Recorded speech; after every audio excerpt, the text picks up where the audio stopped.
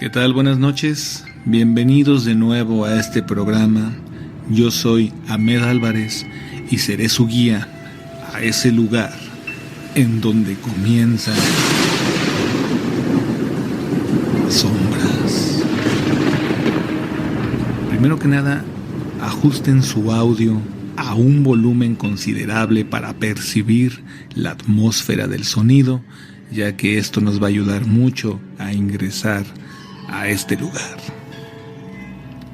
Y de nuevo, me gusta reforzar que la intención de este programa no es comprobar o negar la existencia de lo paranormal, sino solamente relatar las historias y leyendas que he tenido la oportunidad de conocer y de vivir en algunos casos.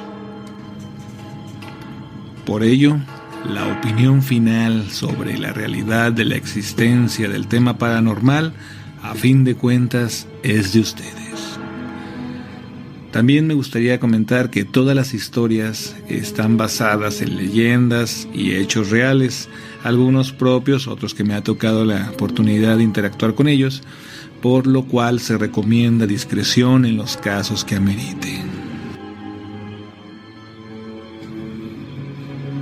Quiero agradecer a toda la gente que está conectada en este momento y nos está dejando sus comentarios en Facebook y en la página de Over Radio. También así como todos aquellos que ya tuvieron la oportunidad de ingresar a YouTube y visitar nuestro canal de Donde Comienzan las Sombras, en la cual pues ya vemos que nos están dejando sus likes y se están suscribiendo. Recuerden que cada semana vamos a dejar grabados los episodios que estemos transmitiendo aquí en vivo por Over Radio en el canal de YouTube para que puedan escucharlos o compartirlos en el momento que ustedes prefieran. También les proporciono el WhatsApp de aquí de Over Radio, que es el 33 14 41 47 35, al que nos pueden mandar la opinión de qué les parece el programa, sus comentarios y sugerencias para seguir dándole crecimiento a este proyecto. Y de igual manera, también pueden mandar unos comentarios de los demás programas de Over Radio, tanto como del de Radical con Omar Casillas, que está los martes y los jueves de 7 a 9, y el de Alonso Santana, que es Psicótico, que está los viernes de 7 a 9 también. También quiero agradecer a todos los amigos y familia que están conectados y a los seguidores que han estado con nosotros desde la primera temporada de Donde Comienzan las Sombras. Bueno, pues vámonos ahora con el inicio del capítulo 3 de Donde Comienzan las Sombras, con Ahmed Álvarez.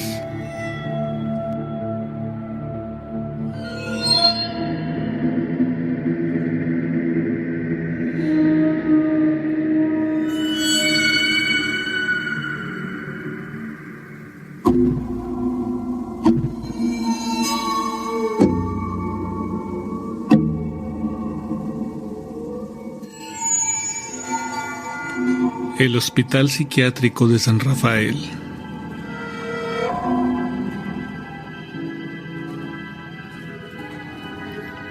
La siguiente historia es acerca de aquel famosísimo Hospital Psiquiátrico San Rafael en la Ciudad de México, el cual fue fundado en los años 40 por los religiosos de San Juan de Dios. Y de hecho, aquí en Jalisco, en la ciudad de Guadalajara, bueno, en Zapopan, tenemos otro que es el Hospital Psiquiátrico San Juan de Dios, del cual también se relaciona con este, pero después les contaré esa historia. Pero regresemos al Hospital Psiquiátrico San Rafael. Su objetivo era atender personas que tenían problemas mentales, trastornos, y obviamente pues sus métodos no eran los más comunes que pudieran utilizar. Se cuenta que había muchas arbitrariedades en ese hospital y así como irregularidades para recluir a los internos que se encontraban en él.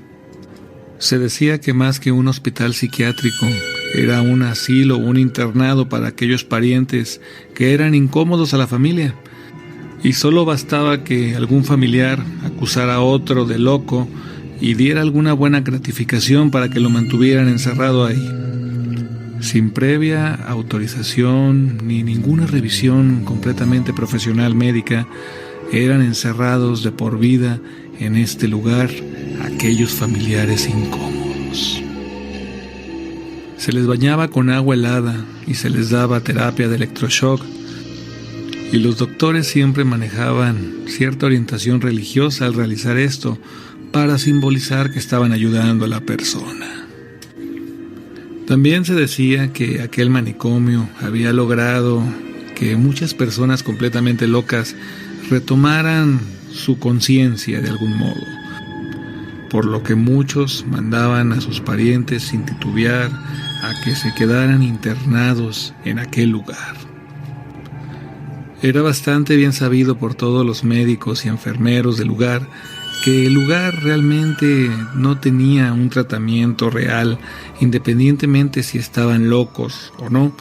Siempre recurrían a hacer los mismos procesos para cualquiera que ingresaba. Uno de los casos más sonados fue de un joven que al cumplir 18 años quería salir de su casa para independizarse y realizar su vida.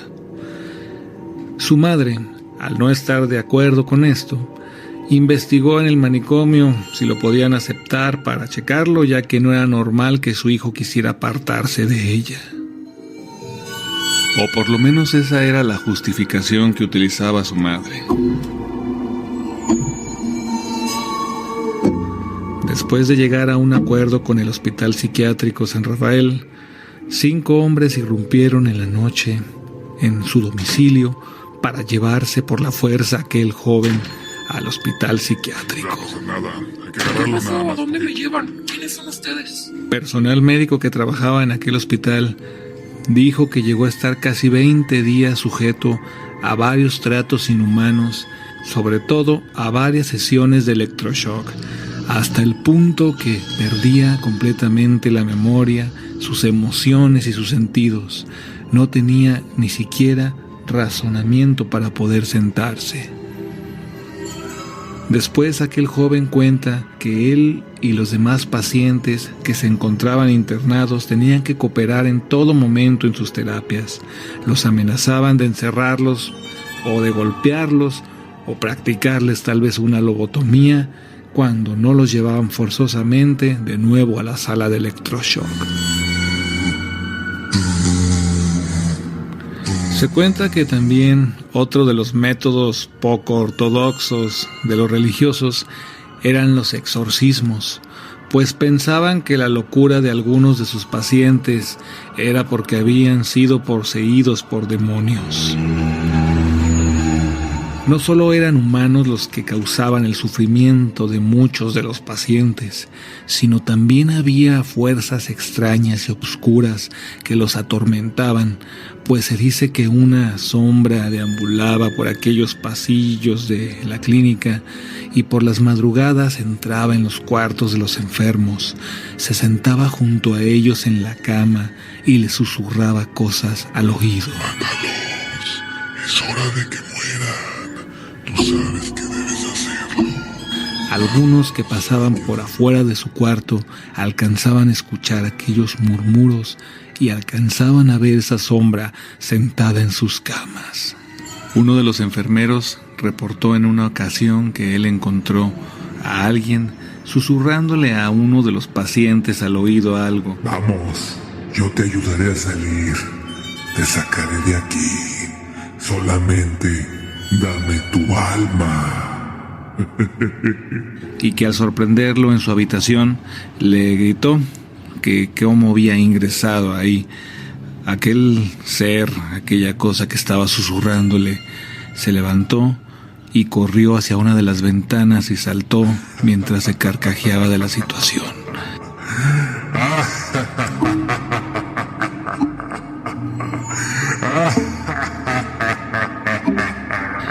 Cuando el enfermero se acercó a la ventana, se dio cuenta que tenía todas las protecciones y que no había manera lógica de que saliera de aquella habitación. Una de las historias más obscuras de aquel lugar y que marcaron completamente este hospital psiquiátrico fue cuando una madre y su hijo fueron a visitar a uno de sus familiares que estaba internado, cuando de pronto uno de los pacientes degolló al niño que llevaban. Después de llevar su cadáver ensangrentado hasta la capilla, fue cerrada la clínica y después demolida para convertirla en un centro comercial.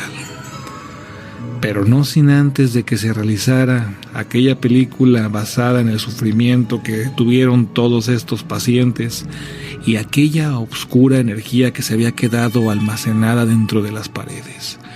Este film es el Archivo 253, el cual fue filmado en el abandonado manicomio, y sus actores y el equipo detrás de cámaras aseguran que en el lugar sucedía actividad paranormal.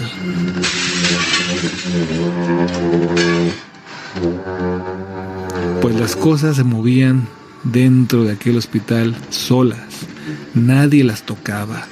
Además, decían que se aparecía una siniestra sombra en todas las habitaciones cada que alguien se descuidaba. Y obviamente sus intenciones eran muy oscuras. Todos estos gritos y ruidos aún se pueden escuchar en la plaza comercial que ocupa el lugar de este manicomio.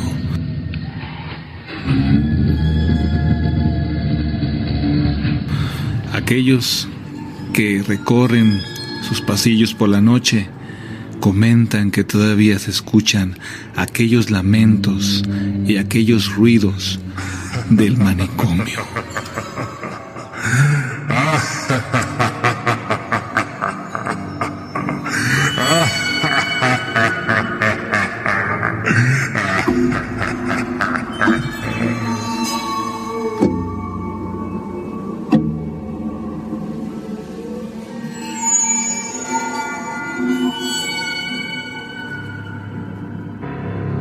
Estás enterrando un lugar desconocido, un lugar donde podrías asustarte, un lugar donde les da miedo a los hombres, donde no pueden acercarse.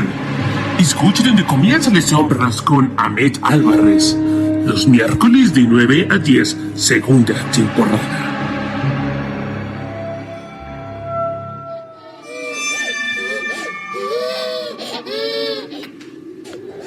El Ahuinzontle. El Ahuinzontle o el Ahuinzontl, según la mitología mexicana, era un temible monstruo acuático devorador de hombres. Las crónicas encontradas que narran encuentros con este ser informan que tenía el aspecto general de un coyote, tanto la forma como el tamaño. Pero aunque no tuviese las enormes dimensiones que suelen atribuirse a este monstruo tan temible, su ataque resultaba invariablemente letal. El Ahuinzontl ha sido mal interpretado por algunos investigadores como perro de agua o nutria de cola con garra, esto debido a su pelaje, ya que estaba cubierto de un tupido pelaje gris y oscuro, sumamente resbaladizo. También se hacen referencias a que fuera del agua se veía como gruesos mechones puntiagudos, como agujas. Sus orejas eran peculiarmente puntiagudas y sus patas eran similares a las manos y pies de un mono. Se dice que este ser habitaba en los alrededores del lago que rodea a la gran Tenochtitlán, y hay quienes dicen que su tamaño era el de un perro o un coyote grande, y aseguran que su cola tenía una especie de mano, como la de un mono, que movía con una gran fuerza para apresar a sus víctimas. Pero independientemente de esto, algo en lo que todos coincidían es que el terror de los pescadores en la zona se debía a este ser. Este ser mostraba un gran apetito y se catalogaba como un depredador carnívoro, el cual prefería comer seres humanos y sobre todo se identificaban a sus víctimas por sus ataques, ya que se enfocaba a ciertas partes del cuerpo, tales como las uñas, los dientes, el cráneo, y con mucha sutileza se veía en los cadáveres de sus víctimas cómo les sacaba los ojos para devorarlos. Se cuenta que atraía a sus presas imitando el llanto de un bebé. Realizaba este sonido como una carnada hacia los pescadores, que al acercarse y ver si había caído algún bebé al agua, los sorprendía con la garra que tenía en su cola, sumergiéndolos en lo profundo del agua para comérselos mientras se ahogaban. Según el sacerdote Ángel María Garibay, el cual también es historiador de culturas prehispánicas, el nombre está constituido por dos partes: Atl, que es agua, y Huitz o Huitzli, que hace referencia a espina, dando la conjugación de Ahuitzotl, espinoso que habita en el agua. Esto haciendo referencia a que el pelaje mojado del animal tenía una apariencia peculiarmente espinosa cuando emergía del agua y se sacudía. En algunos dibujos, el Ahuitzotl tiene apariencia similar a la de un mono, pero con rasgos de un can, denotando la cola con una mano o garra. Esta era su estrategia principal, ya que cuando la víctima estaba a su alcance, la sujetaba con la mano de su cola y lo llevaba a las profundidades del lago.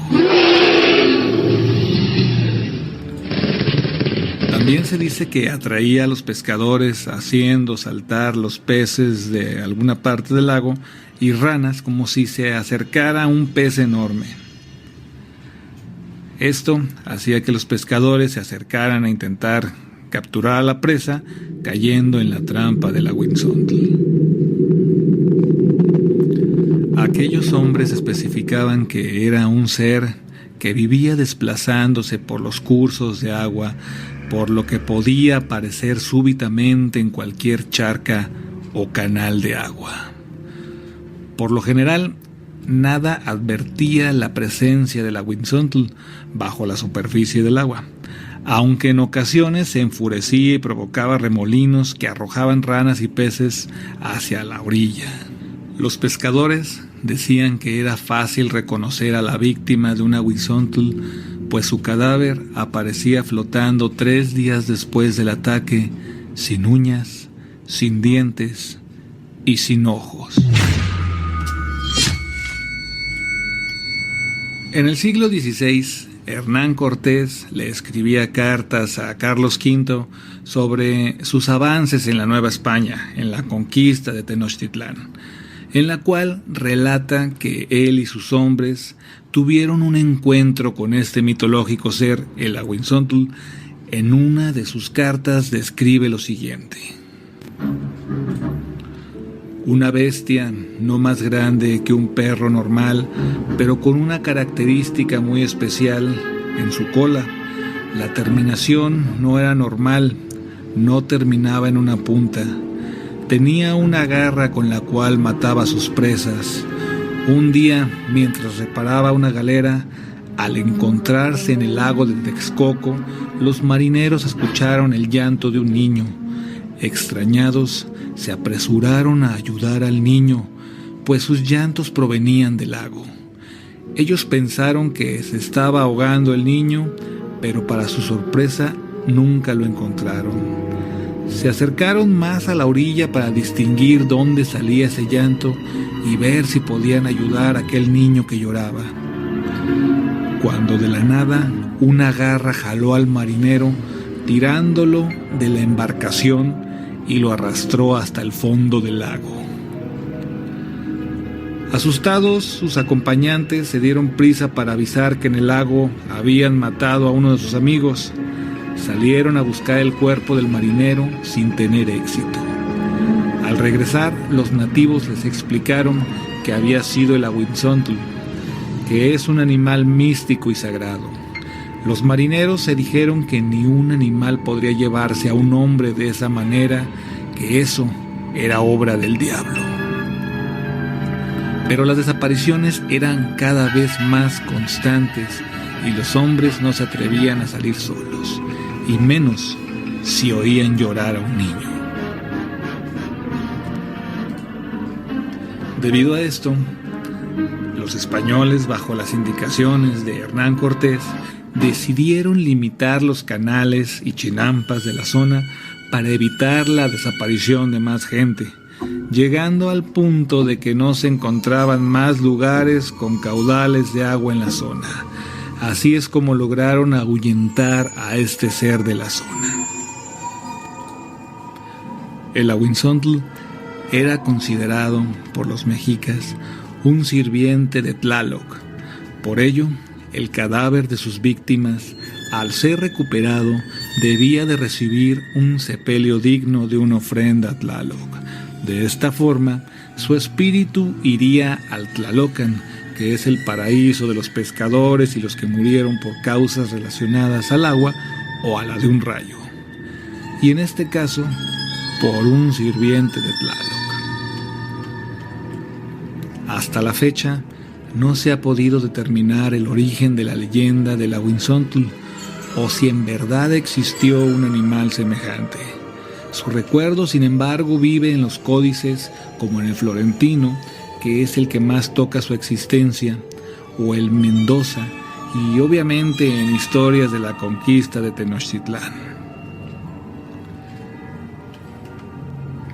La leyenda de este ser fue perdiendo fuerza con el paso de los años, cayendo en los pequeños rumores de su existencia.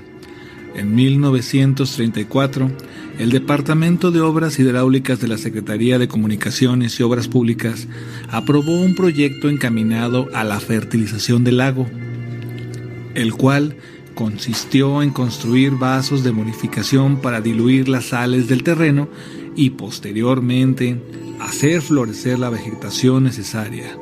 Durante estas obras, uno de los constructores que trabajaban en el proyecto bajó a revisar qué pasaba, ya que escuchó el llanto de un bebé.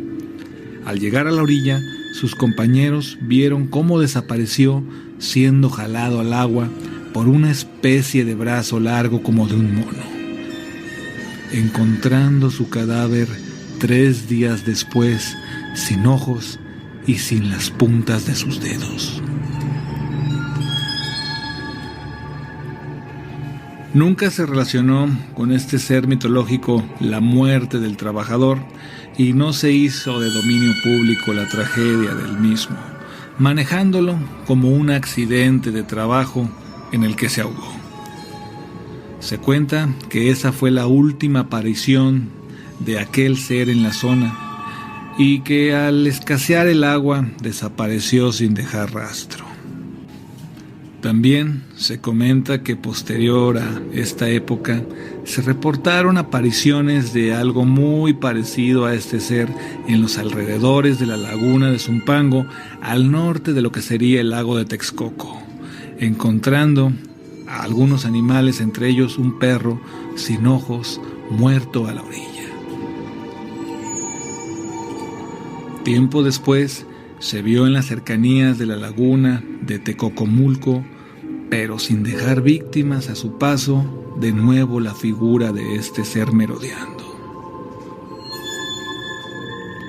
Así que quién sabe, tal vez la próxima vez que visites las cercanías de alguno de los canales cercanos al lago de Texcoco, procura no acercarte a la orilla si es que escuchas el llanto de un bebé en el agua.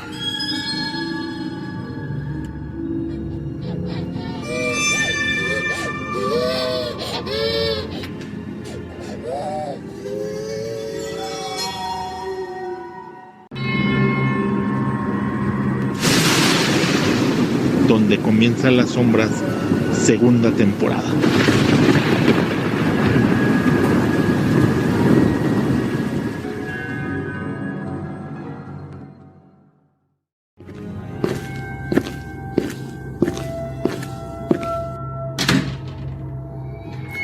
Así que muy valientes, ¿eh?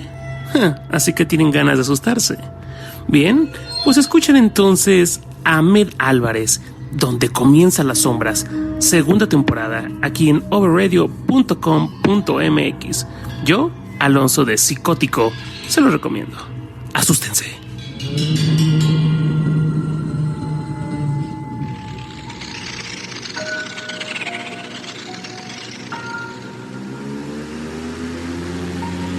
la hija del mecánico de aviones.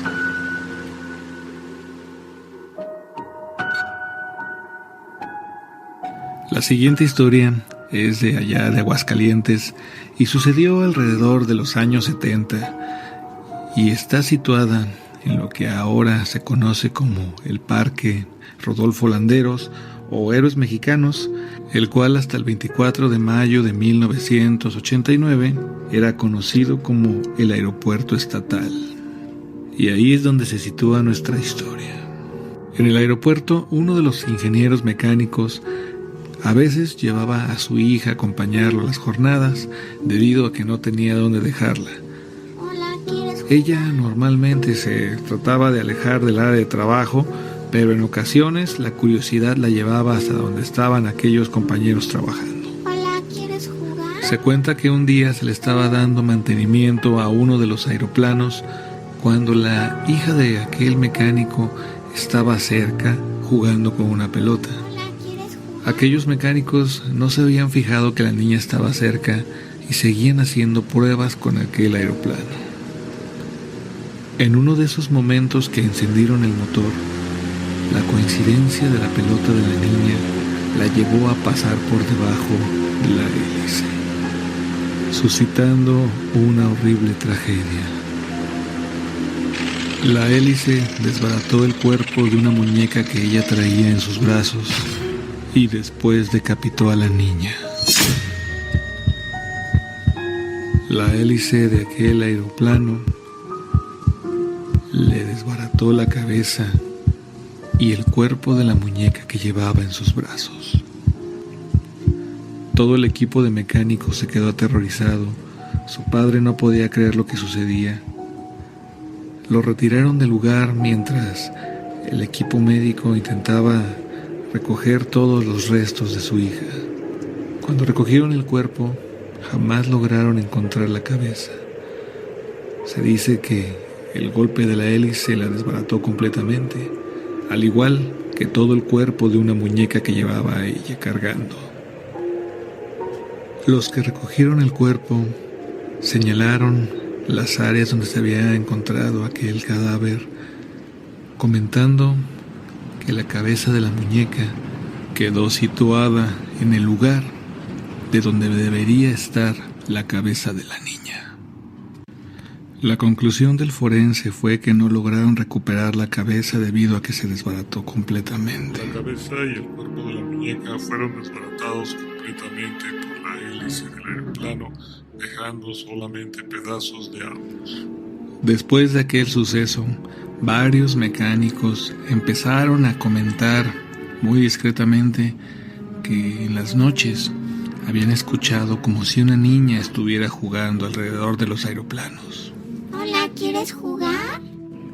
Y aquellos más aventurados decían que llegaron a acercarse hasta donde se escuchaba la voz y que solo habían encontrado a aquella niña decapitada con una cabeza de muñeca en lugar de la suya. ¿Jugamos? Se cuentan un par de historias similares a estas que pasaron en aquel aeropuerto, hasta que dejó de serlo allá en 1989, cuando se convierte en el Parque Rodolfo Landeros. Se cuentan que varios niños de repente jugaban con alguien que nadie podía ver.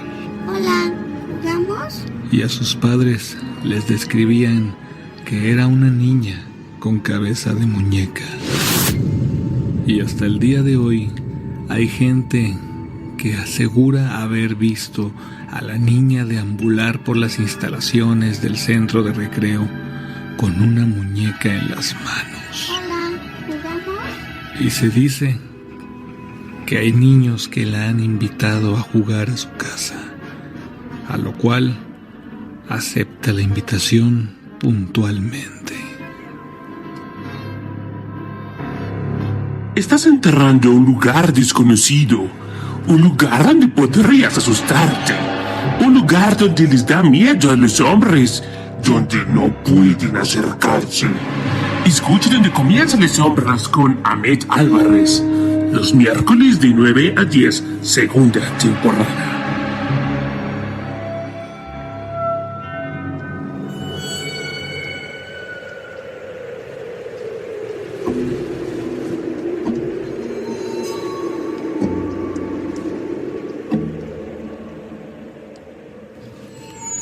Ya estamos de regreso aquí en Donde Comienzan las Sombras.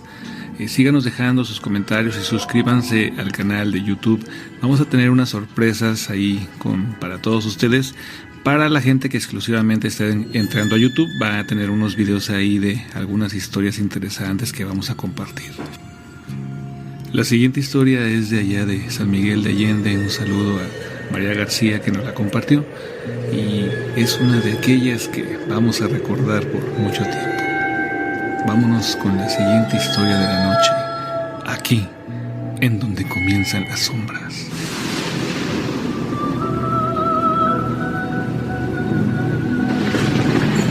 La casona de Doña Rita.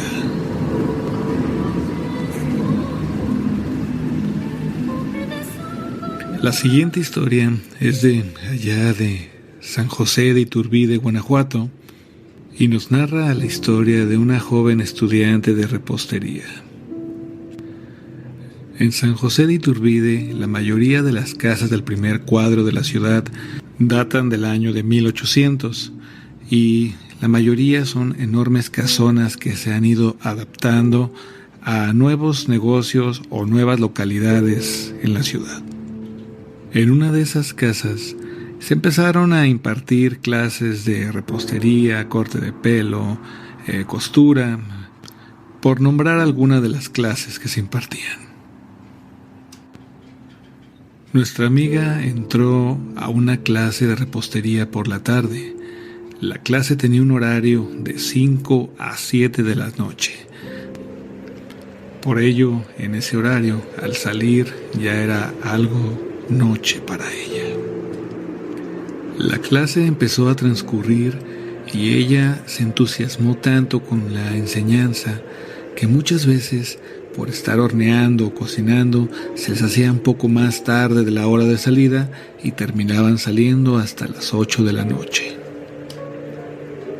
Aquella casona estaba algo descuidada y no se le daba mucho mantenimiento.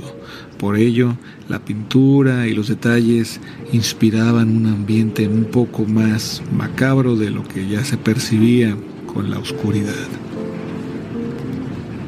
En una de esas ocasiones que salió tarde, se dio cuenta que era la última clase que quedaba en la escuela.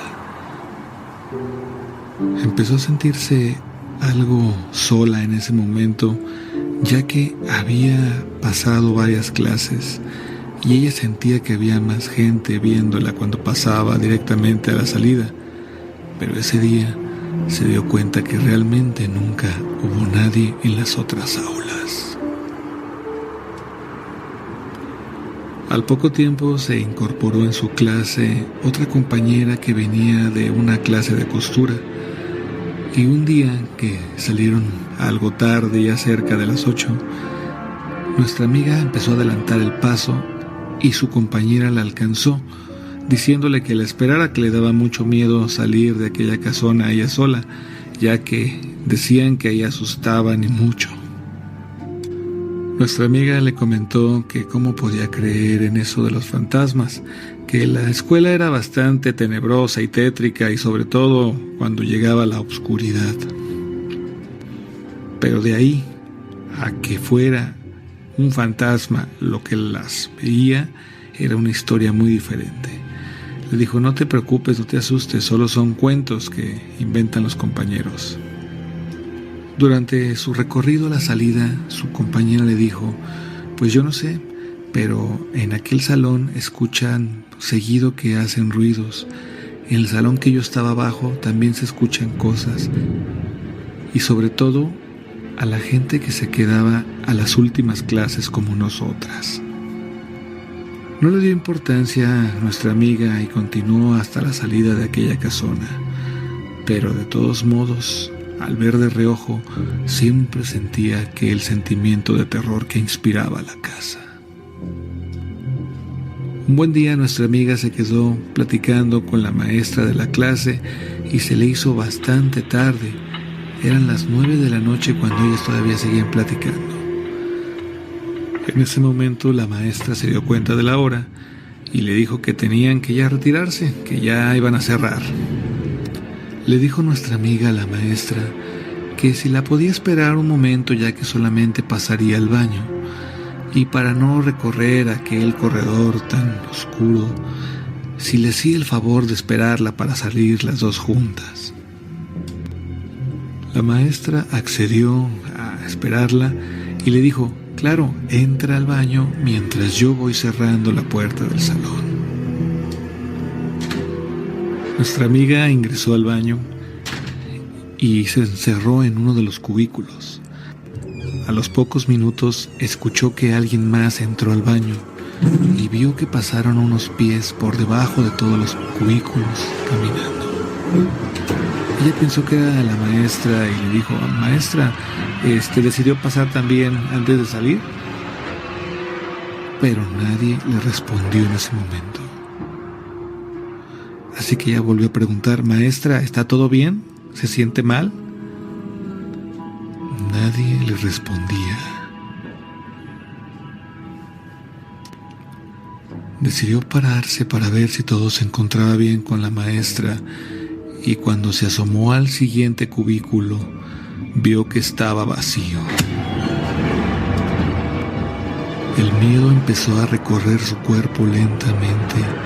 Sentía que no podía moverse debido a la impresión. No podía ni siquiera mover la mano para abrir la perilla de la puerta. Salió lo más rápido que pudo del baño, mirando que la maestra terminaba de poner el candado. Se acerca con la maestra y le pregunta: maestra, ¿usted sabe si alguien más entró al baño? Le dice: no entró nadie, pero me imagino que ya te tocó conocer a la dueña de la casa. Ella se quedó completamente desconcertada por lo que le decía, pero por el temor de la situación decidió mejor no preguntar nada y salir lo más rápido que pudieron de la escuela. Al salir se encontraba el velador esperándola ya con las llaves en la mano y diciéndole: recuerde, maestra, que la dueña todavía por aquí anda. La maestra solamente asentó con la cabeza y continuaron las dos caminando hasta que cada quien se subió a su auto. Ella seguía viendo desde su auto aquella casona que era la escuela donde estudiaba, sin dar crédito a lo que había sucedido.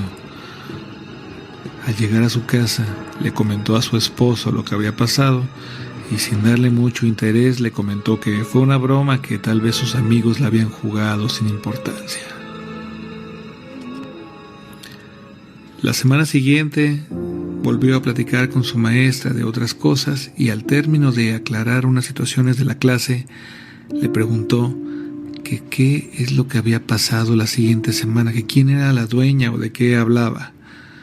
Y la maestra le comentó: no te asustes, simplemente te tocó verla. Ella es la dueña de la casa y no me gusta hablar de este tema. Procura ya no quedarte tan noche y cuando salgas no le pongas atención a lo que veas por ahí. Otra de sus compañeras escuchó aquella explicación que le dio la maestra y discretamente se acercó a ella y le dijo: mira, yo sé de qué estás hablando. Te tocó ver a doña Rita. Ella se quedó callada pensando en aquel nombre cuando su compañera le empezó a explicar.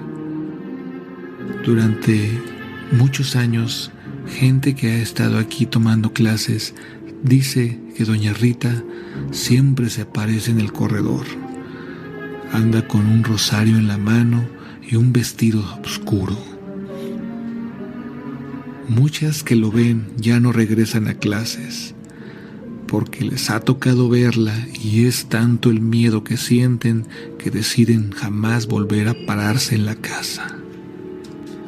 Su compañera le dijo que cuando a ella le tocó estuvo a punto de no volver a esa casa. Pero en aquella ocasión ya estaba por terminar su curso y decidió que no iba a perder todo su tiempo invertido por aquel fantasma.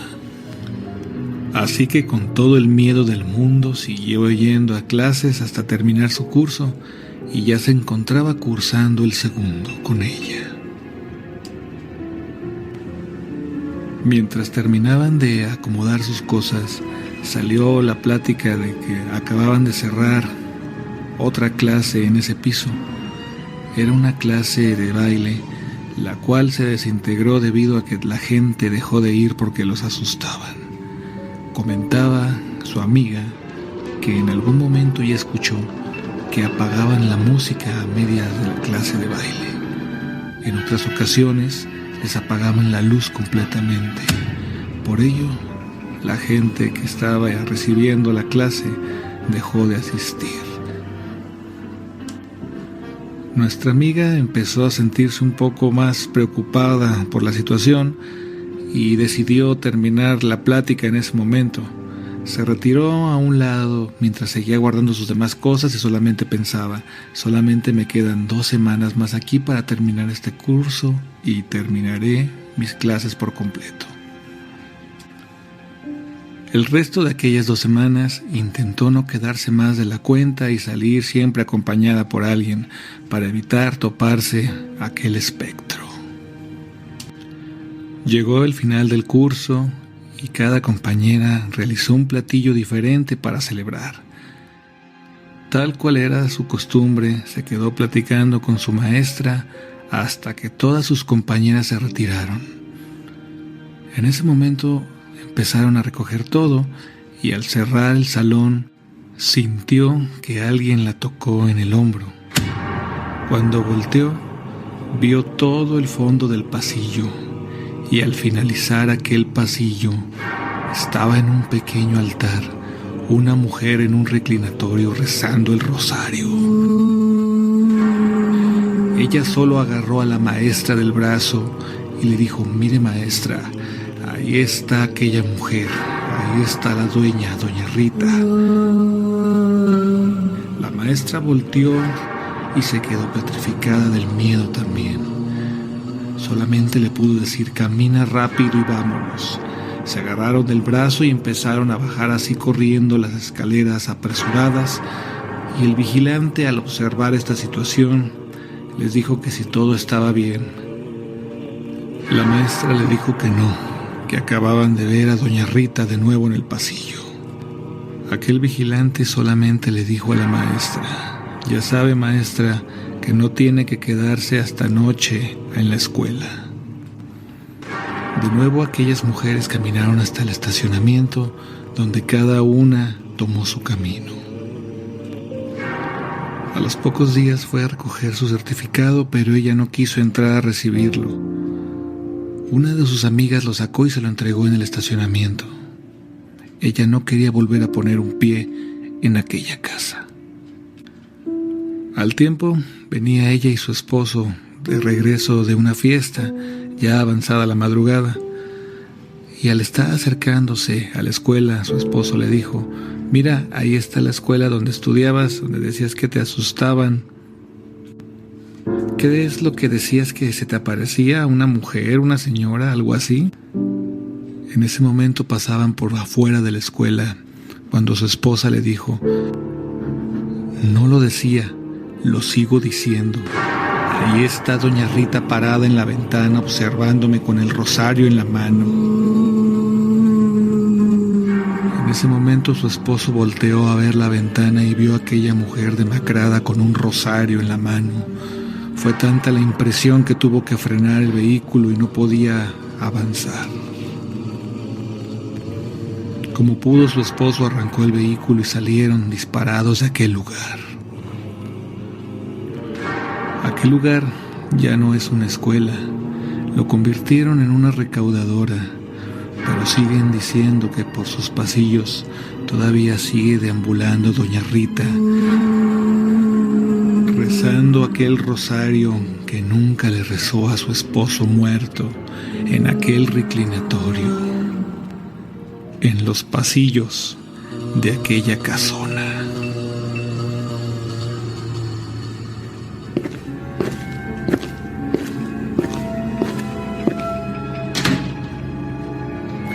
Así que muy valientes, ¿eh? Así que tienen ganas de asustarse. Bien, pues escuchen entonces a Ahmed Álvarez, Donde Comienzan las Sombras, segunda temporada, aquí en overradio.com.mx. Yo, Alonso de Psicótico, se lo recomiendo. Asústense.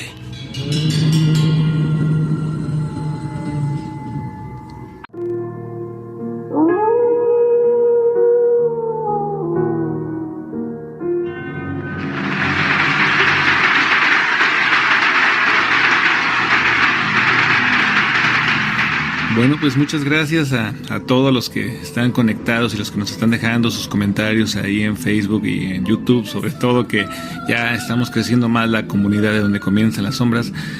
Muchas gracias a todos por estarnos apoyando con sus comentarios y sus opiniones acerca del programa. Ya el día de hoy llegamos a su fin, estuvimos algo apretados de tiempo, pero a fin de cuentas cumplimos con todo lo que teníamos planeado para compartir en este programa. Bueno, nos retiramos el día de hoy, que tengan una excelente noche y no lo olviden, nos escuchamos el próximo miércoles a las 9 de la noche aquí en Overradio, en el programa de Donde Comienzan las Sombras con Ahmed Álvarez. Muy buenas noches a todos.